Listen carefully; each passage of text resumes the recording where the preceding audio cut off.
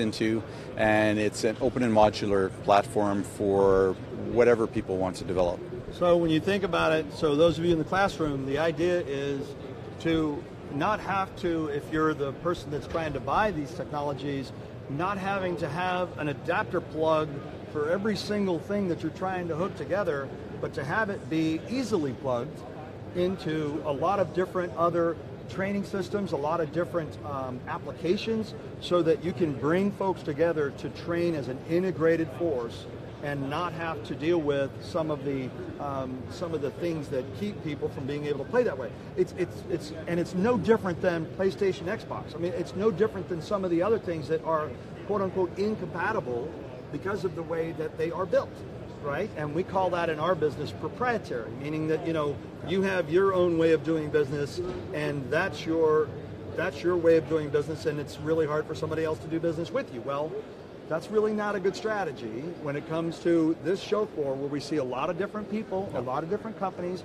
and a lot of different services with the Navy, Marine Corps, Air Force, and Army all here, along with a lot of international military. So it makes it easier when somebody's coming at this with a much more open approach to how to do business and how to put things together around the training and sim world, right? Is that Exactly. Yeah. And if you look on the show floor, half or more of the people that are here are actually already using our solutions because it's easy to integrate with, because it makes it more flexible for joint operation training. Right, absolutely. So we've seen some good VR, some good AR, and all that kind of stuff, and it's been great. We've seen a classroom that's using VR, that's teaching linear algebra in VR, which is phenomenal. So the kids have been exposed to a lot, and I've always been good to come by Bohemia when I do this tour to be able to expose them to some of the great things you guys are doing. Right. So thanks a lot. Yep, much appreciated. You bet. All right, so we're going to walk this way to, I don't know where she is. I don't know. There you are. So, yeah, ask her if she'd like to take the mic here.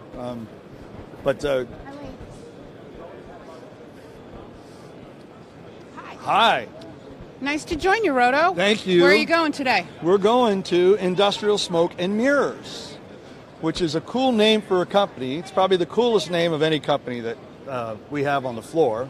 And so why don't you introduce yourself, though, and look into the mic there, look into the mic, yeah. Hi, some of you may have actually seen me already. I've been a STEM Connect presenter over the past 4 years.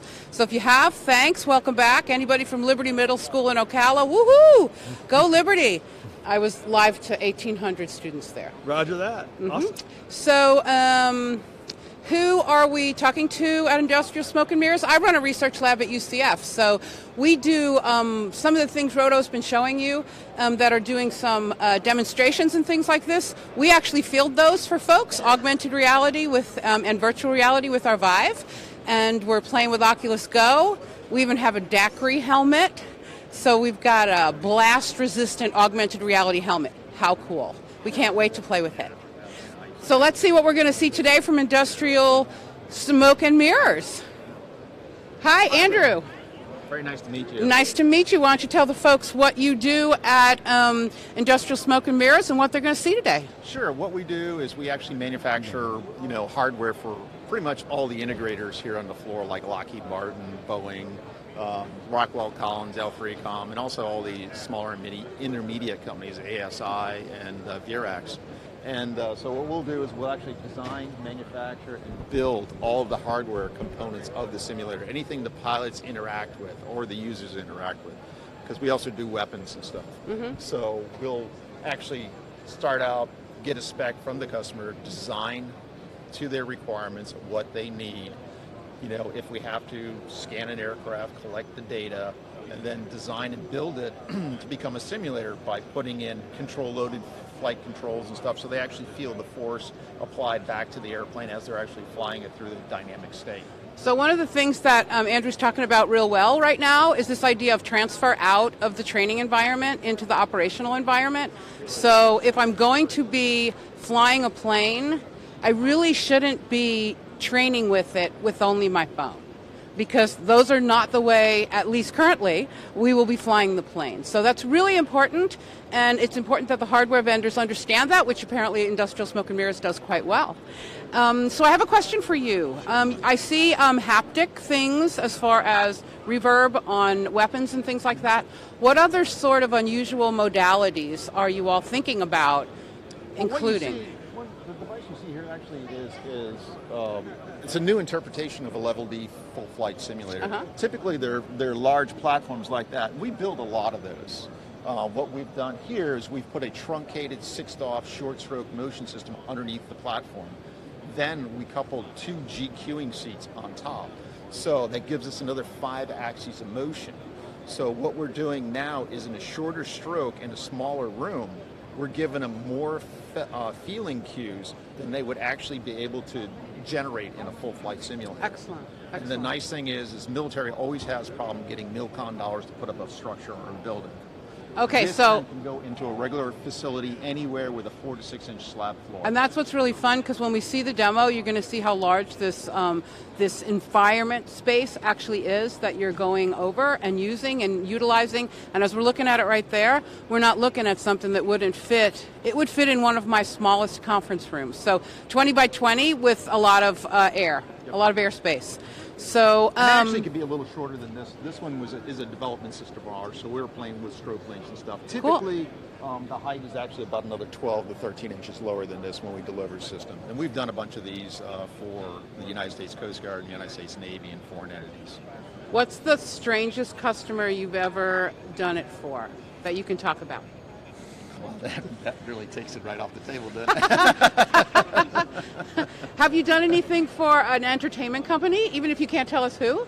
No, we haven't. We've been in talks with some of the entertainment companies, but we haven't done anything for them yet. So you could see it in the future if they do a really good job negotiating.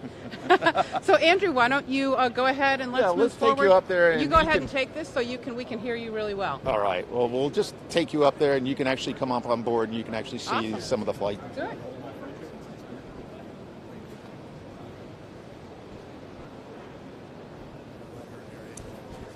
You got it in pause? No. Do you want to go up on there? Of course I do. Okay. Pause the motion.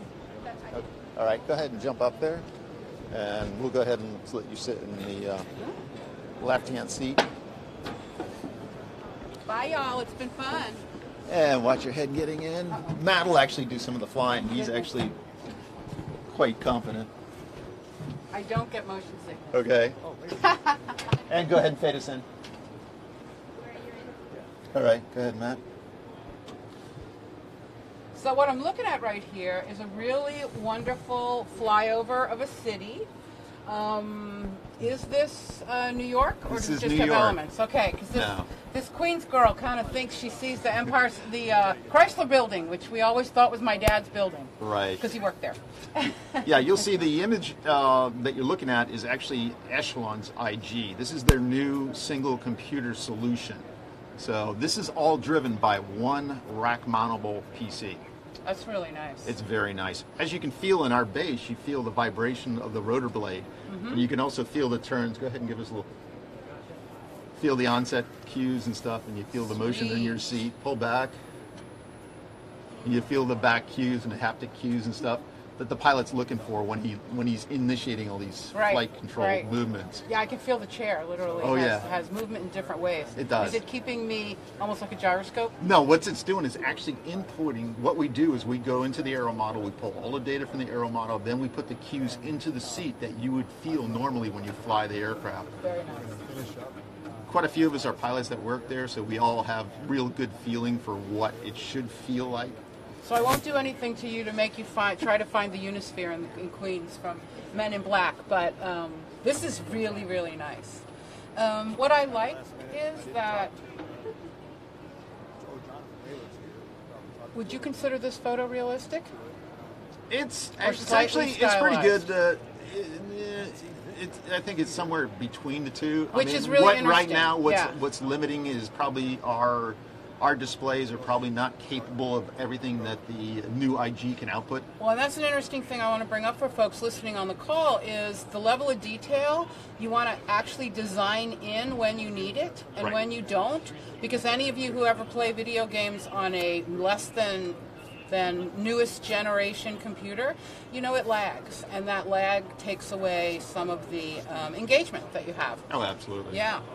No, as a native New Yorker, I can I'm picking out things that I recognize, and I'm feeling very comfortable that I'm actually flying, approaching Manhattan Island here. Yeah, the detail that they put into this database is astounding. Yeah. I mean, right down to the water towers And the right here on docks. the, Yeah. and the docks. Yeah. I mean, it's Very just nice. very, very Except nice. there's no other planes in the airspace. Yeah, How well, did you get that? That was real easy. We just told them the president was flying over and they closed the airspace. Well, and again, this is part of the simulation. I'm assuming you could put a lot more people in They the can air. put a lot of moving models and into you this. could put less than stellar weather. Oh, absolutely. They can drop it. They just put some clouds in here. Just make Yeah. what we're trying to do is make it easy enough for people to fly when they're in here so we can demonstrate our hardware. Well, and it's the perfect example, folks listening and watching this, from the idea of I want to look at saying what I want to train. Sure. That's Absolutely. the whole thing. What's my goal? What do I want somebody to be competent in? Correct. And then put them through that because we know performance changes with context. Absolutely. And simulation allows us to change the context. Now, I have a question for you guys. Do you collect data on the decisions?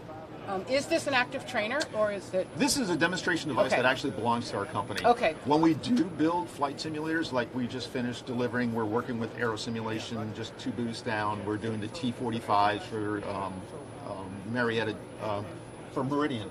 Sorry. For Meridian, and those actually we collect all the data. We know where all the control positions are, everything else, Right. so that if the student has a mistake, the instructor can go back, replay Great. the scenario, show him, see, this is where your throttle setting was, notice your RPM, and that's why you stalled the aircraft. Nice. So yeah, we do collect all that data. Great. In all simulators, it's all dependent on what you want to do. I mean, if you look at Lockheed's booth, there's another device in there that we built for them. And it's basically all glass panels and stuff. And it's basically to teach the pilots how to use the flight management systems great, and stuff. great. So this way they're not, you don't have to have a $20 million simulator sitting there on the floor. You got some guy just learning switchology.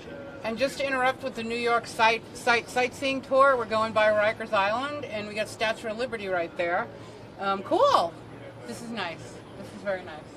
All right, we probably need to get moving on to I was going to say, our you probably next. need to leave. Thank you guys so Oh, you're much. welcome. Glory. Fade it out. I forget now. What's moving? No, you're good now. Thank you so much. Please watch your step. Yep. Yep. What a refreshing flight.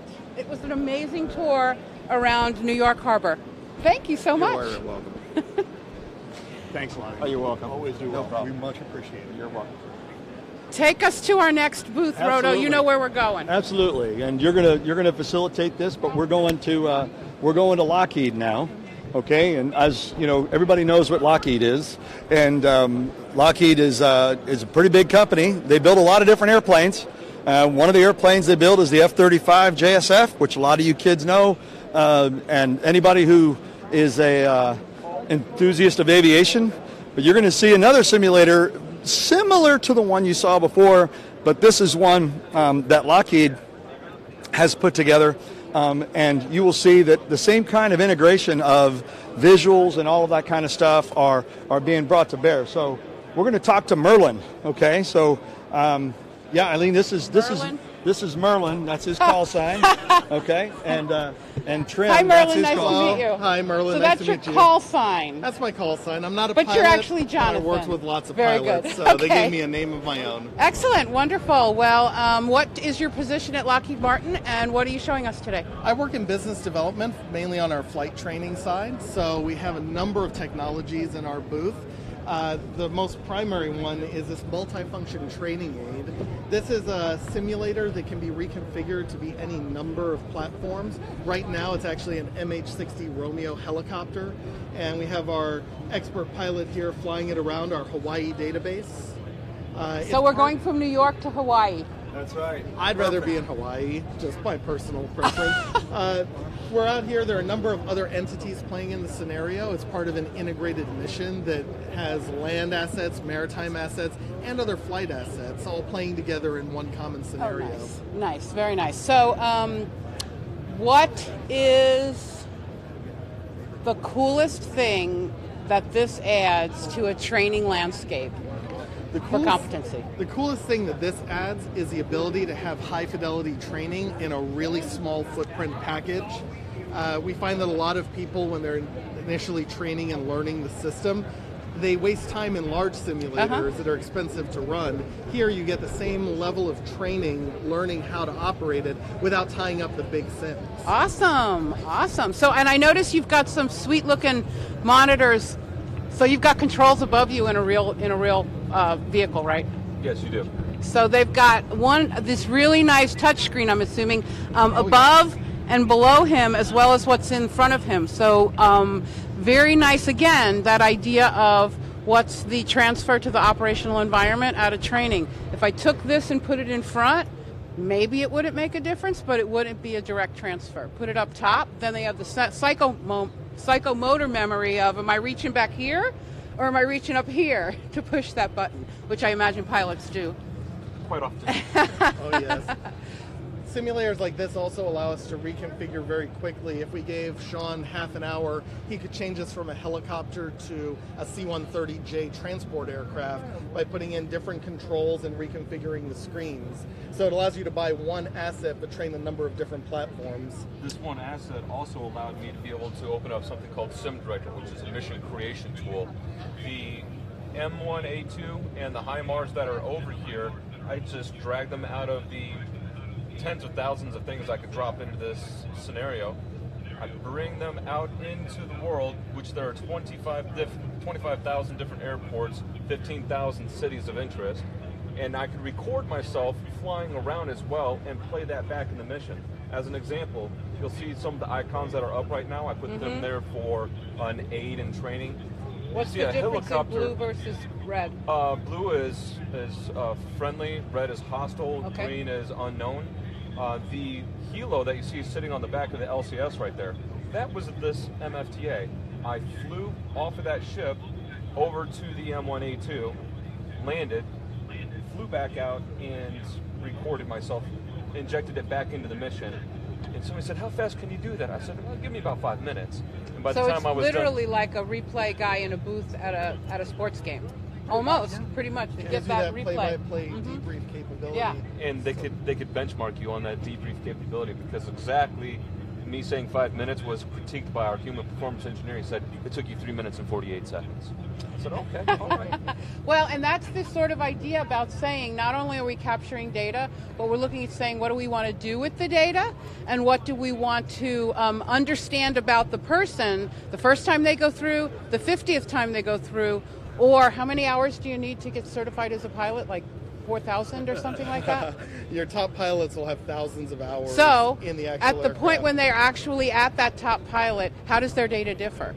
That begins to show patterns for how best to train other folks who are new pilots. So, very nice. Data Very analytics nice. extremely important and becoming much more prevalent in training. Right, so math nerds. Not only that, but predictive math models. Predictive modeling is huge.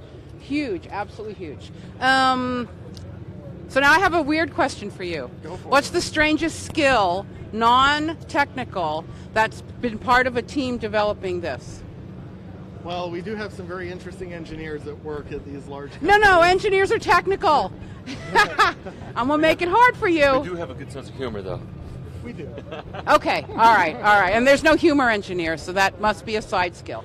There's an awful lot of ergonomics in this. So at some point, if I wanted to take this and make my own helicopter, I could go in as literally a designer that looks at end users and how they might best want to use it, and uses this. If there was a fabulous pilot and their brain was amazing, if they had some challenge that they developed physically, how could I readjust something like this, change the ergonomics to meet their need? That brings in human factors, and that brings in a lot of this idea of the soft skills, enabling somebody who's got sweet, top-notch technical skills. Are we about out of time for this one? We talked about that as well. So the idea is that obviously it takes a lot of different disciplines. Obviously there are people that have, enjoyed music that now like doing this. I mean, there's all, that like the math of music even, but the science of learning stuff and the ability to have educators that understand how the brain works and how it learns, and to ensure that that discipline is applied to the design and the things that you focus on and the things you focus the eyes on, as well as, like you're saying, the measure of proficiency, the benchmarking of what the best maneuver is, and testing people against that and seeing how far off the curve, quote unquote, they are. And the scaffolding of learning. I'll guarantee you they have had fun with new people in the shop who don't know how to fly at all. They just say, oh, go try it. And I'm sure hilarity ensues. Because I don't know what to do, so I don't do good in here. I can attest to the training aspect of this, non-engineering wise. I was a C-130J tester. I tested buttons, knobs, and switches just to make sure that they were functioning correctly for the simulator. I went to go deliver it to the customer, and I said, hey, how would you like to sit in the full mission simulator?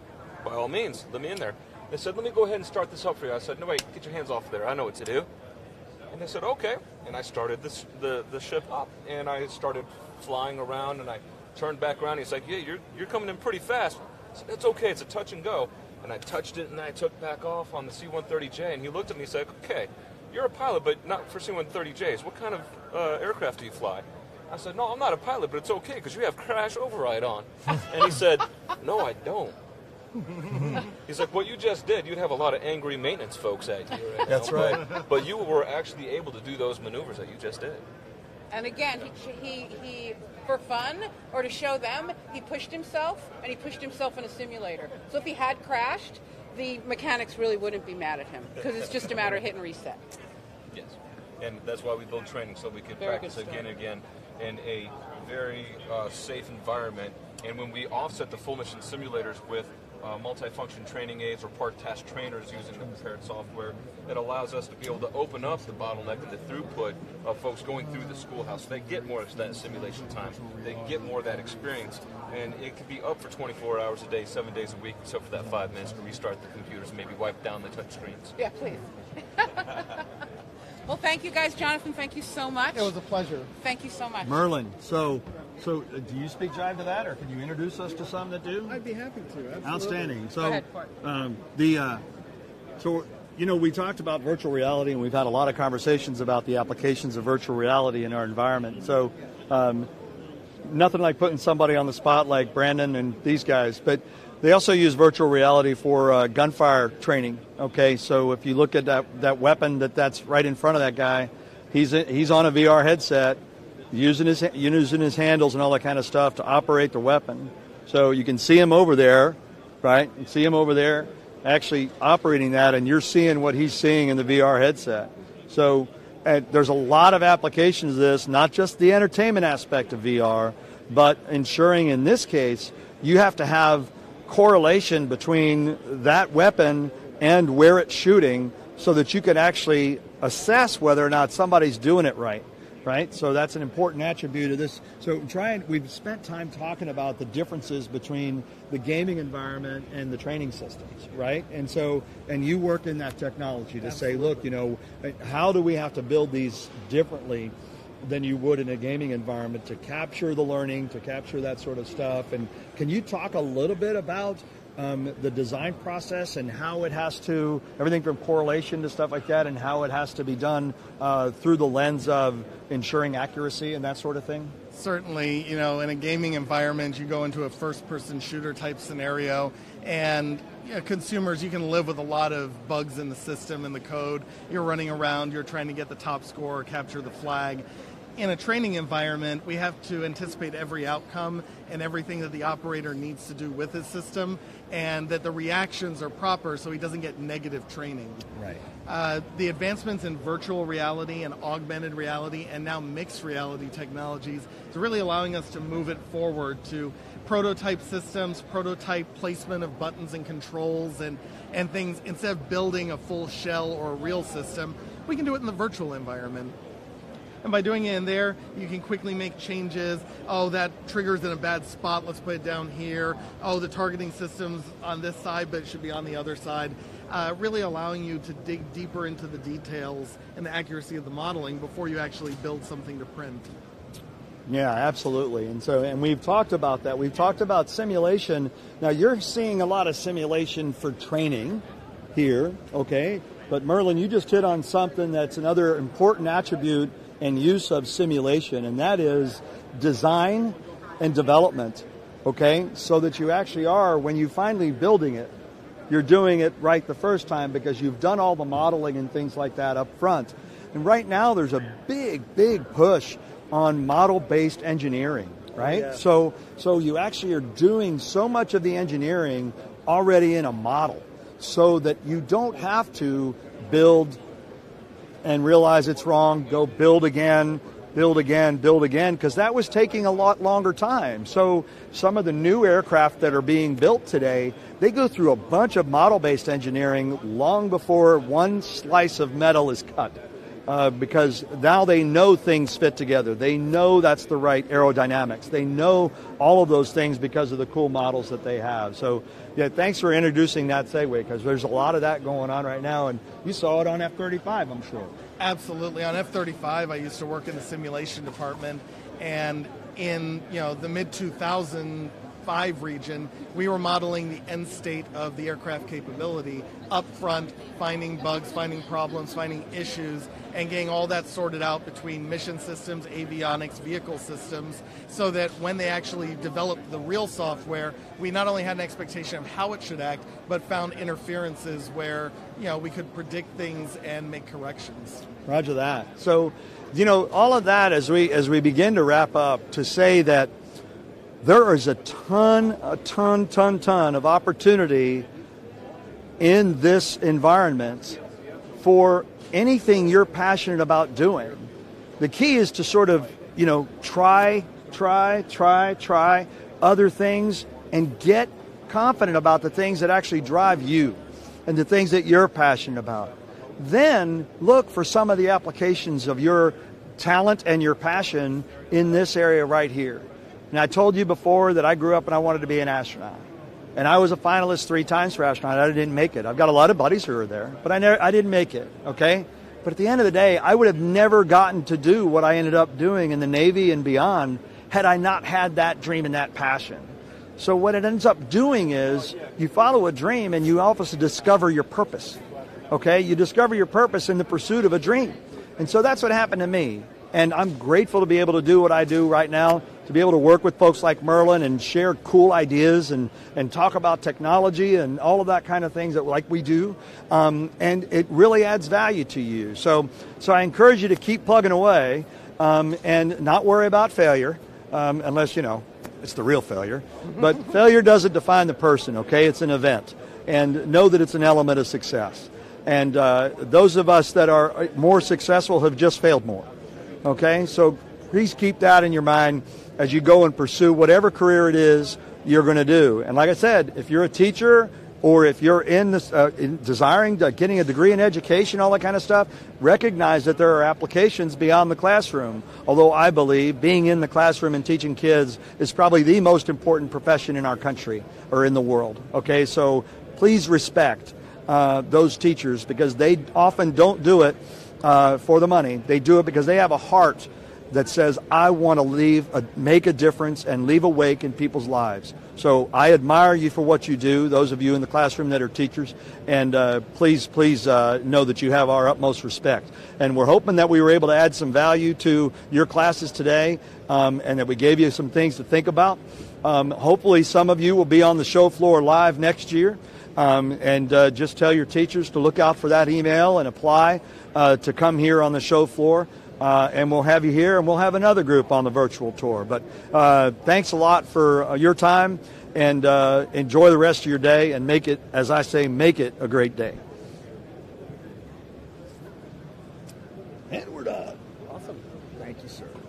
Especially anytime. with the freaking last minute noise, man. Very, very appreciated. Yeah, that's what I'm here for. Yeah, Happy roger to help. that.